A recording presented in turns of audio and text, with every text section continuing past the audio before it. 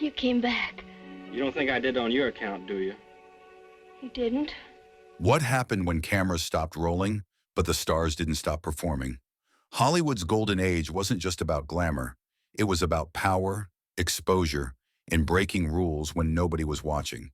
The boundary between acting and reality blurred more than you think, and these 15 legends crossed lines that would make modern celebrities blush. Marilyn Monroe. She wasn't just America's blonde bombshell. She was Hollywood's most unpredictable performer. During the filming of The 7-Year Itch, Monroe deliberately ruined take after take of the famous skirt-blowing scene, forcing dozens of retakes as crowds gathered. The footage became increasingly revealing with each shot, pushing 1950s censorship to its limits. What viewers don't realize is that director Billy Wilder knew exactly what she was doing, but kept the cameras rolling. Her co-stars often complained about her behavior on set. She would arrive hours late, forget lines, and disappear into her dressing room without warning. One director claimed that Monroe once refused to emerge for filming unless allowed to deliver a scene exactly her way, which involved revealing considerably more than the script called for. Behind that careful image was calculation. Monroe played the dumb blonde for the cameras but shrewdly controlled her own exposure. She once said, "I've been told that my eating habits and intimate life are 50% better selling points than my acting ability." Studio executives didn't know whether to censor her or encourage her. They just knew she sold tickets. Her final unfinished film, Something's Got to Give, included a planned skinny-dipping scene that would have been groundbreaking for 1962 Hollywood. The footage still exists, showing just how far ahead of her time she really was. Jane Russell. Howard Hughes became obsessed with showcasing her assets in The Outlaw, creating special engineering just to maximize her appearance on screen. In the 1940s, Hughes was producing The Outlaw, a Western meant to showcase Russell's talents and her figure. Dissatisfied with how she looked on camera, Hughes put his engineering skills to work.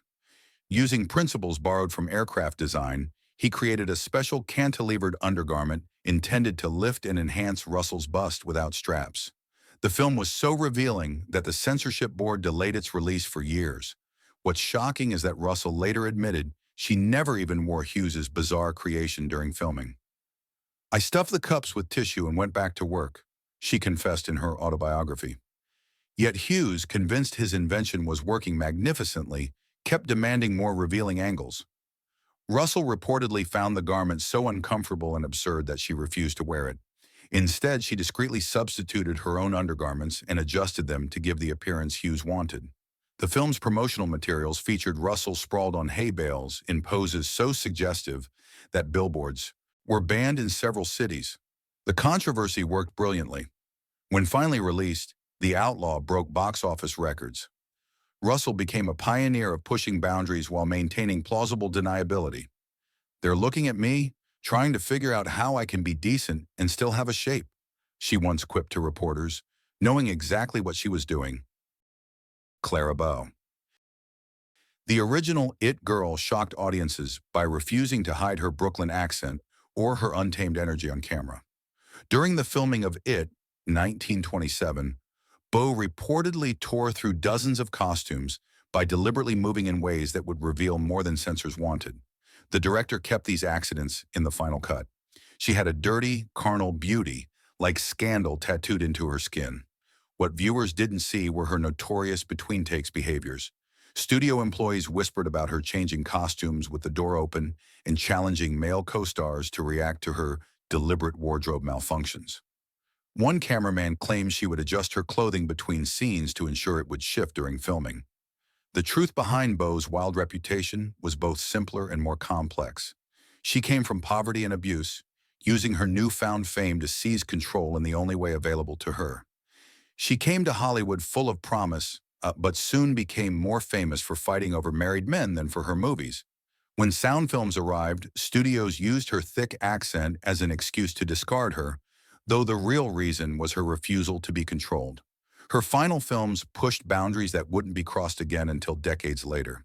"They wanted to use my body and throw away my brain," she later said. By 1933, she vanished from Hollywood, unwilling to compromise but having forever changed what was possible for women on screen. Jayne Mansfield. She wasn't just competing with Marilyn. She was determined to outdo her in every way. Mansfield's on-set antics became legendary, particularly during The Girl Can't Help It, 1956. Between takes, she would deliberately adjust her costume to reveal more, challenging the crew to maintain professional composure. The film's final cut contains several moments where she appears to be practically bursting from her clothes. Director Frank Tashlin later admitted that Mansfield insisted on retakes whenever she thought a scene wasn't revealing enough. During one infamous pool scene, she accidentally lost part of her costume underwater, creating a scramble to keep the cameras rolling while maintaining the production code standards. The footage was cut but mysteriously disappeared from the studio vault. Mansfield mastered the wardrobe malfunction decades before it had a name. At premieres, she would ensure photographers captured accidental exposures. On the set of Promises, 1963, she pushed boundaries so far that the film became the first mainstream American movie to feature a major star in revealing scenes. The publicity campaign centered entirely around these moments, with promotional materials emphasizing Jayne Mansfield as "You've been waiting to see her." The film was banned in Cleveland, but became a box office sensation elsewhere. Her deliberate provocations made her wealthy, but cost her serious roles. "I know what boys want," she once told a reporter with a wink. "I've known since I was 5. It's the same thing at 5 as it is at 50. Theda Bara. Hollywood's first bad girl didn't just play a vamp, she lived it. In silent films like Cleopatra, 1917, Bara wore costumes so revealing that the original prints were eventually destroyed by censors. What audiences didn't know was that Bara deliberately chose positions and poses that revealed far more than what appeared in the final cut. Studio publicists invented an exotic backstory, claiming she was born in the shadow of the Sphinx rather than Cincinnati. What's shocking is that during filming of Salome, Bara insisted on authentic costume accuracy despite knowing it would never pass censors. The director kept multiple cameras running, one for the official angles and another capturing footage that would never see public release but circulated privately among studio executives. Bara's willingness to push boundaries came at a cost. Most of her 40-plus films have been lost due to both nitrate film degradation and deliberate destruction by moral guardians. The few surviving stills from Cleopatra show costumes that would be considered revealing even by today's standards. One film historian who viewed the original before its destruction claimed, "What audiences saw was tame compared to what was actually filmed." Bara understood her power, once saying, "To be good is to be forgotten. I'm going to be so bad I'll always be remembered." Her prediction proved true. She created the archetype of the film seductress that influenced generations of actresses who followed, all while keeping her true identity as Theodosia Goodman, a nice Jewish girl from the Midwest, carefully hidden from the public. Jean Harlow. The original platinum blonde bombshell changed Hollywood forever by refusing to wear undergarments on set. During filming of Red Dust, 1932, Harlow shocked co-star Clark Gable by appearing in a rain barrel scene wearing only a thin slip that became transparent when wet. The scene required multiple takes, with Harlow emerging more revealed with each one, challenging the director to find angles that would satisfy both her and the censors. What viewers didn't see was Harlow deliberately soaking her famous white dresses before scenes, knowing camera lights would make them nearly transparent. She was never a huge star, but everyone knew her name, because no scandal ever passed through Hollywood without brushing past her door. MGM executives were both terrified and thrilled by her boldness, as it drove ticket sales while constantly risking their standing with the censorship board. Harlow's famous line, "Would you be shocked if I put on something more comfortable?" Would you be shocked if I put on something more comfortable? Wasn't just dialogue. It was her actual question to a director who had complained about visible lines under her costume. Her solution? Wear nothing underneath. This approach became so well known that special lighting techniques were developed just to film her white outfits without revealing too much. Despite her reputation, Harlow was a consummate professional who simply refused to let others control her image. "They wanted a blonde, so I became platinum. They wanted curves, so I gave them curves they'd never forget," she reportedly told friends. When she died tragically at 26, Hollywood lost not just a star but a pioneer who had single-handedly changed what was possible for women on screen. Marlene Dietrich. She didn't just control her image, she demanded control of the lighting that would showcase her body.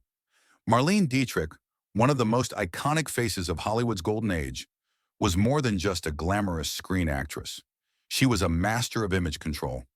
Perhaps no story illustrates this better than her unique contract clause that gave her control over her own on-set lighting.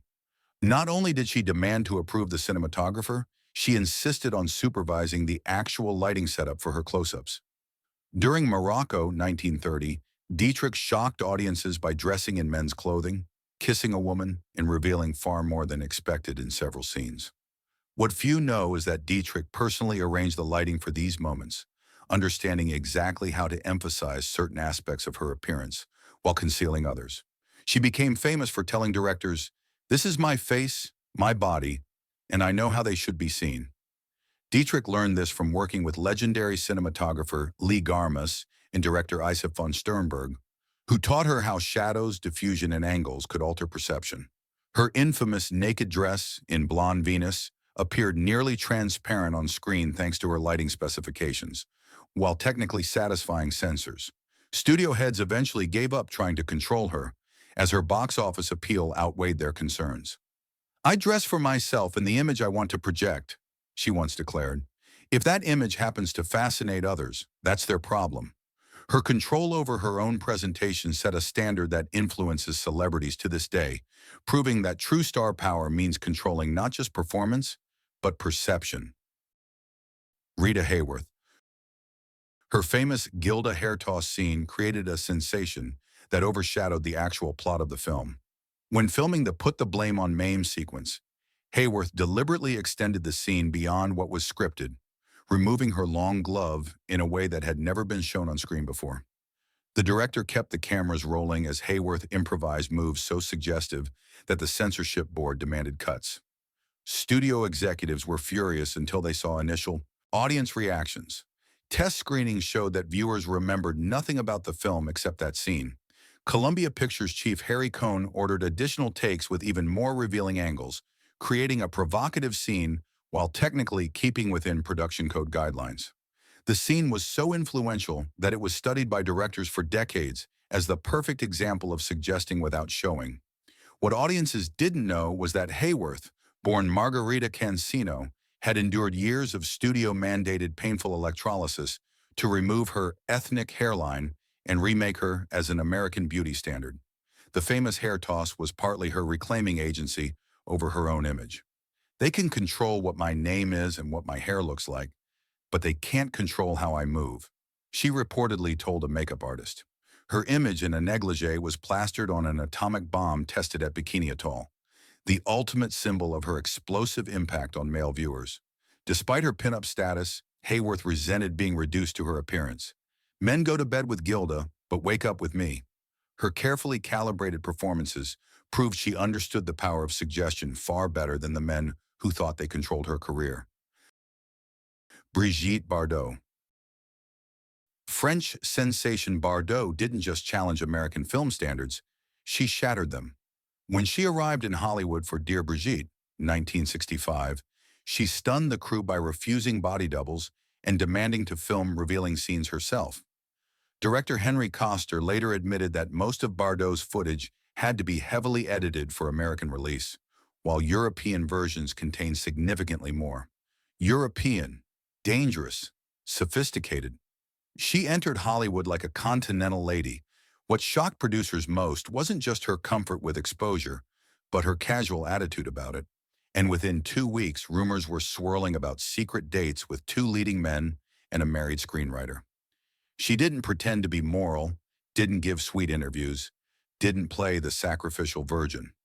During one infamous poolside scene, Bardot reportedly told the nervous American crew, "In France, this would be nothing. Should I show you what a French film set is really like?" Her European films like And God Created Woman were heavily censored when released in America, with some scenes cut entirely. This created a black market of unedited European prints smuggled into the U.S. for private screenings. It was said that one of her film contracts included special clauses about which actors she wouldn't share scenes with, for reasons the studio never explained. Bardot's refusal to conform to American standards ultimately limited her Hollywood career, but her influence was undeniable. She famously told reporters, "I got tired of pretending I didn't know what I wanted, and over there, they're scared of a woman who decides." Her boundary-pushing performances forced American filmmakers to recognize how outdated their restrictions had become, helping usher in the eventual collapse of the production code. Elizabeth Taylor. Cleopatra wasn't just a movie, it was a scandal that nearly destroyed 20th Century Fox.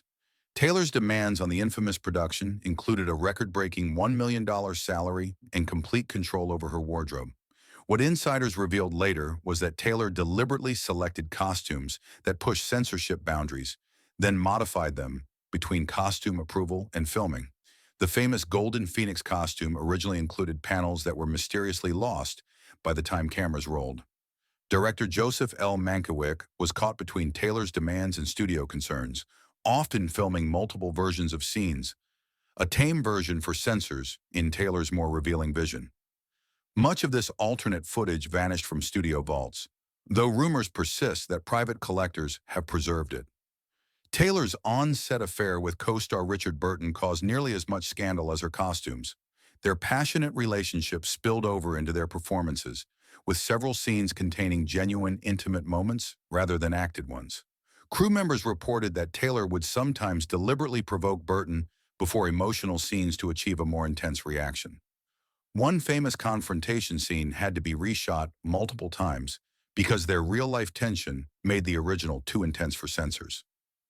"I don't pretend to be an ordinary housewife," Taylor once said. "If I'm going to the theater, I'd rather see something I can't do in my living room." This attitude extended to her performances, where she consistently pushed boundaries that other stars wouldn't approach. Her willingness to challenge both studio control and audience expectations helped reshape what was possible for leading ladies in Hollywood's changing landscape. Mae West. She didn't just write her own suggestive dialogue, she rewrote entire scripts when no one was looking. During production of I'm No Angel, 1933, West would perform approved scenes for studio representatives, then film completely different, far more suggestive versions once they left the set. Director Wesley Ruggles later admitted that West essentially co-directed her scenes, positioning herself and other actors to maximize innuendo. Censors reviewed scripts but couldn't catch West's masterful delivery that turned innocent lines into scandals. Her famous invitation, "Come up and see me sometime," was deliberately delivered with pauses and gestures that transformed its meaning entirely. Studio executives were both terrified and thrilled by her boldness. Her films saved Paramount Pictures from bankruptcy during the Depression. What few realize is that West was 40 when she made her first film, having spent years perfecting her techniques in vaudeville, where she could push boundaries more freely. She brought those skills to Hollywood, knowing exactly how to appear provocative while maintaining plausible deniability. "It's not what I do, but how I do it," she explained. "It's not what I say, but how I say it, and how I look when I do it and say it." Her approach was so effective that the production code was strengthened specifically because of her films. When censors demanded changes, she would appear to comply while finding new, even more creative ways to suggest what couldn't be shown. After being warned about too many curves in one costume, she famously replied, "I believe in censorship. I made a fortune out of it." At a time when most actresses were controlled by studios, West maintained remarkable autonomy by understanding exactly how far she could push boundaries while technically staying within them. Sophia Loren. The Italian bombshell didn't just challenge American prudishness, she mocked it openly on set. During filming of Boy on a Dolphin, 1957, Loren's famous underwater emerging scene was shot multiple times with increasingly revealing angles. Director John Negulesco later confirmed that Loren deliberately chose positions that would maximize her appearance while technically satisfying censors. What studio executives didn't expect was Loren's complete comfort with her body compared to American actresses.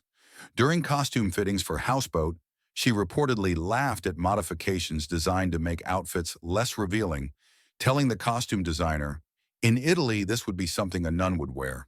Her European films contained scenes that would never have passed American censors, creating a phenomenon where American tourists would seek out her Italian films while traveling abroad.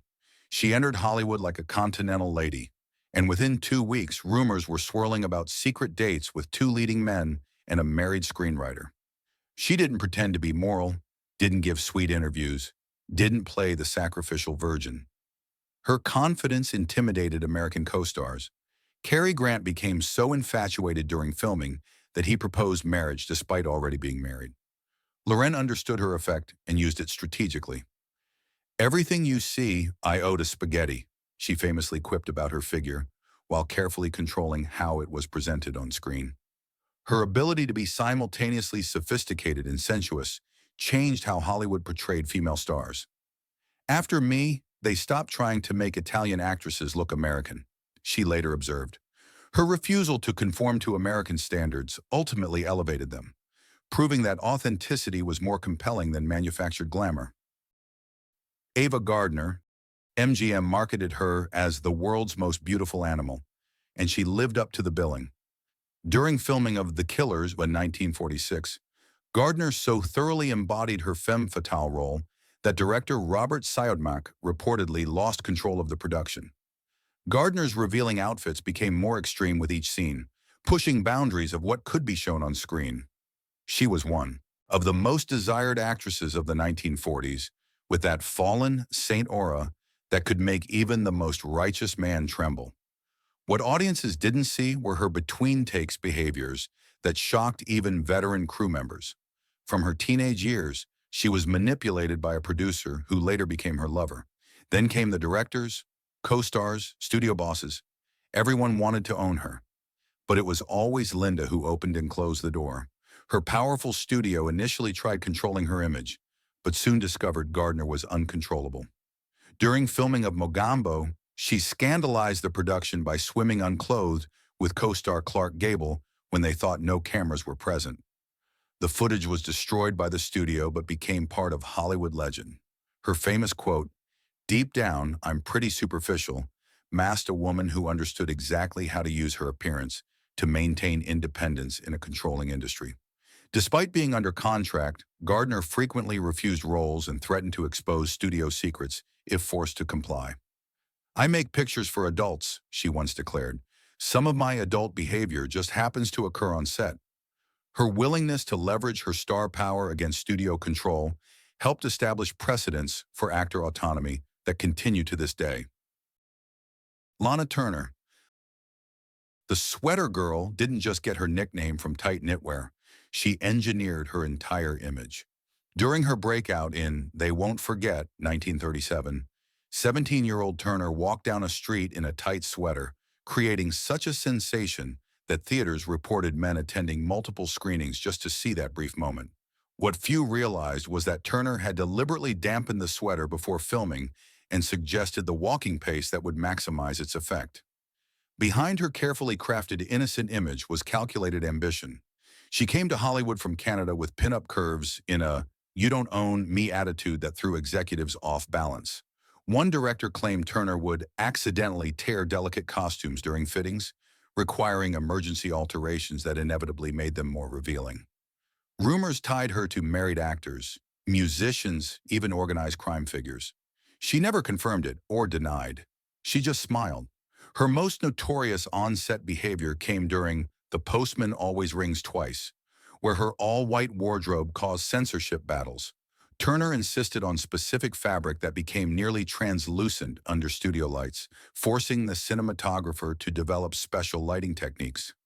She filmed westerns by day and partied with gangsters by night. Once she said, "I've been many things, but never boring." Her carefully managed image as the good girl with a hidden wild side made her one of MGM's most reliable box office draws. "Glamour is what I sell," Turner once admitted. "It's my stock in trade." Her understanding of exactly how to present herself, revealing enough to excite interest while maintaining plausible deniability, influenced generations of actresses who followed her lead. Hedy Lamarr. Before inventing Wi-Fi technology, she shocked the world in Ecstasy, 1933, with cinema's first intimate scene. What's astonishing is that Lamarr, then just 18, fought with the director to make the scene even more authentic. She insisted on controlling the camera angles herself, understanding instinctively how lighting and positioning could create maximum impact. She didn't act. She devoured scenes, Italian by adoption, Swedish by birth, and wild by calling. From the moment she appeared, the world knew a new kind of actress had arrived. What few knew was that Lamarr demanded approval of all footage before it was finalized, often requiring reshoots when she felt scenes weren't presented to her standards. Not someone you desired, but someone you surrendered to. In Hollywood, her reputation was a storm on long legs. Lovers by the dozen, including 2 senators, a singer, and an actor who ended up hospitalized from exhaustion after a week with her in Rome. When she arrived in Hollywood, Louis B. Mayer initially marketed her as the world's most beautiful woman while trying to bury her revealing European past. Lamarr had other ideas. During filming of Algiers, she personally selected costumes that the censors initially rejected, then modified them slightly to gain technical approval while maintaining their effect. When reporters asked if the rumors were true, she'd reply, "Which ones? The boring ones or the interesting ones?" Despite her reputation for boundary-pushing performances, Lamarr was also an intellectual who grew bored with being valued only for appearance. "Any girl can be glamorous," she famously said. "All you have to do is stand still and look stupid." Her refusal to simply stand still ultimately changed both cinema and technology, proving her most revealing attribute was her brilliant mind. Which of these classic stars shocked you the most? Have we been taught to see these women as victims when they were actually the ones in control all along? Comment below and tell us if you think today's celebrities have more freedom or just different boundaries to push than these boundary-breaking icons.